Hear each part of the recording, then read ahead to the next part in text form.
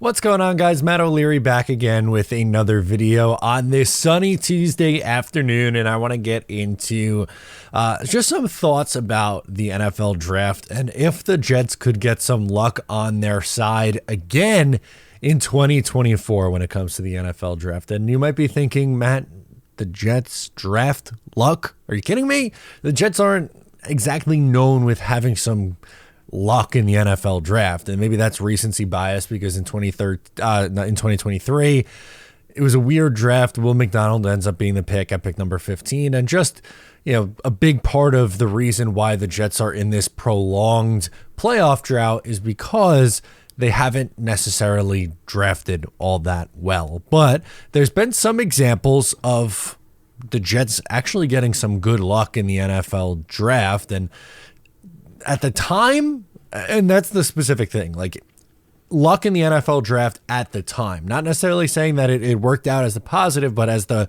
prospect who wasn't necessarily supposed to be there. We'll get into that. And the reason that this has sparked a thought for me to make a video on it is because I saw a couple mock drafts this week from both Rich Cimini and Ryan Wilson of CBS Sports that had Odunze falling to the New York Jets. Now, in most mock drafts, you'll see Odunze coming off the board before the New York Jets are on the clock. Hell, some people like Daniel Jeremiah have him ranked as one of the best players in this draft class and think maybe he could be the first receiver off the board. I don't think that. I think he is number 3 behind Malik Neighbors at number 2 and Marvin Harrison Jr. at number 1, but is someone who I think is a top half of the first round guy. I would not be shocked if he's not there at number 10 because that's how talented he is. He's a very good prospect and a very good player, but what if he was there for the New York Jets at 10? Is there a scenario where he could be there for the New York Jets at 10? Probably, let's be honest, it's unlikely. I'm not going to sit here and tell you that today on April 9th that the most likely scenario for the Jets is Odunze being the pick at pick number 10.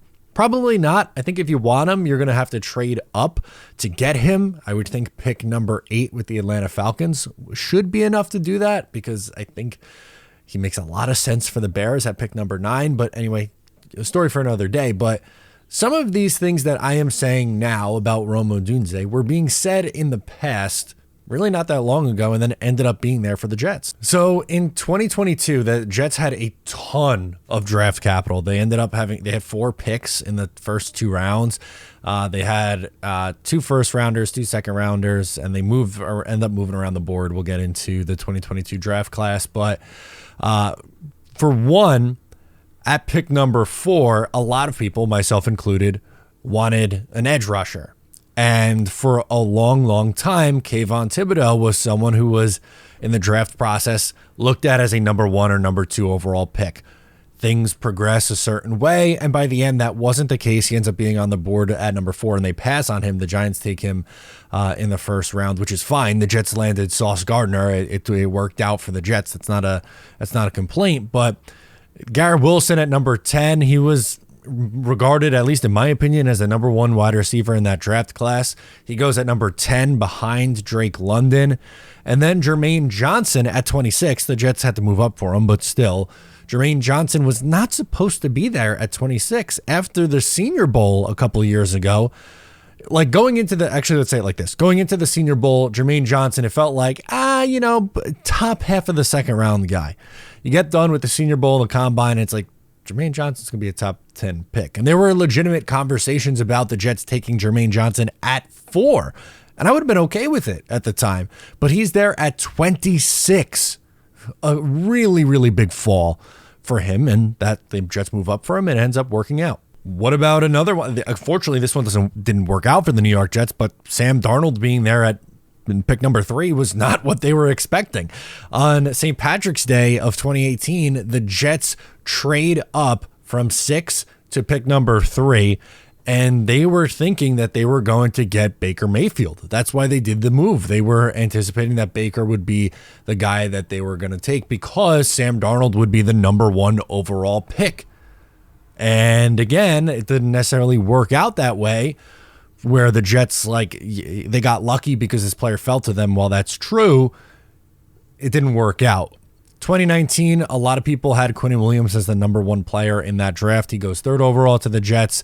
Kyler Murray and Nick Bosa go in front of him, and both those got they've lived up to the hype, as has Quinnen Williams. Quinnen Williams has been great for the Jets. And then even if you want to go to 2015, many people said Leonard Williams was the best player in that draft. That one didn't necessarily work out that way, but there have been examples over the last 10 years or so. Some ended very, very well, 2022 class. Some ending not so great. Sam Darnold falling to you at pick number 3, or Leonard Williams, depending on how you look at it. And that's it. Again, I'm not going to sit here and tell you that Rome Odunze is going to be there at 10 or Joe Alt is going to be there at 10, but it's the NFL draft. The reality is we don't know. Number one, we don't know how the NFL is going to go. Mock drafts aren't 100% accurate. Sometimes players who are expected to go much higher don't end up going that high. Sometimes players who are expected to go way lower go higher. Sometimes prospects that can't miss, and sometimes prospects who people are way down on, hand up, me about Josh Allen, pan out really, really good.